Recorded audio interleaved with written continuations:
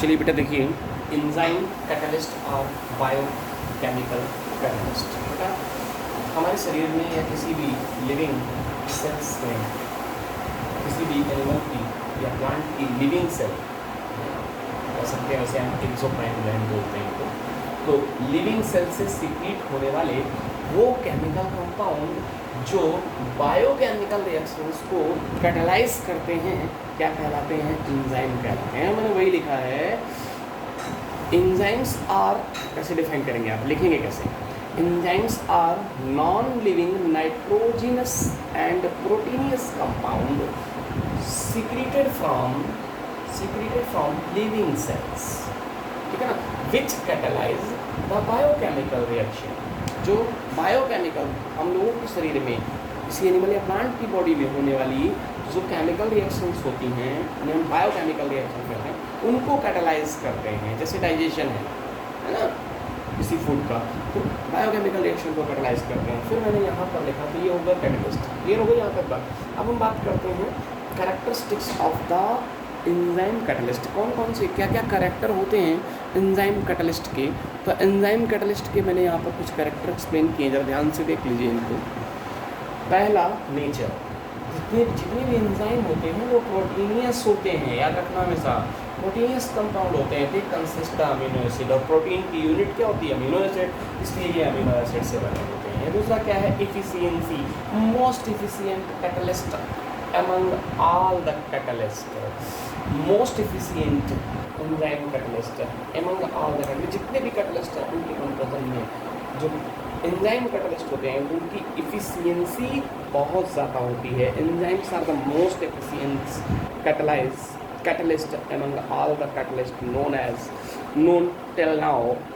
This is due to the fact that they reduce the activation energy of the reaction in the large extent. क्योंकि ये activation energy को large extent में कम करते हैं, इसलिए इनकी इफिशियंसी ज़्यादा होगी। फिर मैंने बात की स्पेसिफिसिटी की, तो ये स्पेसिफिसिटी क्या होती है? जितने भी एंजाइम्स कैटलिस्ट हैं, enzyme catalyst highly specific nature के होते हैं। किसी स्पेशल टाइप की बायोकेमिकल रिएक्शन को कैटलाइज करने के लिए कोई स्पेशल एंजाइम ही चाहिए होता है, ठीक है ना। ऐसा नहीं होता है कि कोई भी रिएक्शन किसी भी उससे क्या हो जाए। जैसे कि यहाँ पर आप एंजाइम कैटलिस्ट में कुछ एग्जांपल्स लिख सकते हैं, जिन्हें मैं आपको एक्सप्लेन कर देता हूँ। देखिए जरा कैसे, और उससे दोनों चीज़ें क्लियर हो जाएंगी, स्पेसिफिसिटी भी ये है। फॉर एग्जांपल जैसे एक माल्ट होता है, माल्ट सोर्स है इसका, माल्ट से मिलता है डायस्टेज एंजाइम। ये डायस्टेज एंजाइम क्या करता है? ना जब हम स्टार्च पर क्या डालते हैं? डायस्टेज एंजाइम डालते हैं, तो ये स्टार्च किसमें बदल जाता है? माल्टोज शुगर में कन्वर्ट हो जाता है ना, इसकी प्रेजेंस में। तो स्टार्च का माल्टोज में बदलना इंक्रीज किया जाएगा डायस्टेज एंजाइम की प्रेजेंस में होता है ना। इसी तरह से ध्यान से देखिए, इसी तरह से एक और रिएक्शन यहाँ पर लिख देता हूँ, इसी को आप लिख देते होंगे तक। इसी तरह से एक और रिएक्शन लिख देता हूँ, जैसे एक कंपाउंड होगा NH2CNH प्लस आप देखेंगे यहाँ पर यूरिएज एंजाइम होगा, यूरिएज एंजाइम। ये किसको कन्वर्ट कर देता है? NH2, यूरिया को अमोनिया में कन्वर्ट करता है, ये CO को इस तरह से बनाता है। तो ये यूरिएज एंजाइम है। तो हर बायोकेमिकल रिएक्शन को एक स्पेशल टाइप का होता है बेटा एंजाइम चाहिए होता है। फॉर एग्जांपल और भी देख सकते हैं आप, जैसे कोई भी जो प्रोटीन होती है उसके ऊपर जब पेप्सिन हार्मोन एंजाइम डाला जाता है, तो ये पेप्सिन एंजाइम की प्रेजेंस में इसमें प्रोटीन किसमें टूट जाती है बेटा? फाइनली तो टूटती है करके अमीनो एसिड, अमीनो एसिड होता है यूनिट ऑफ द प्रोटीन। तो ये हो गया।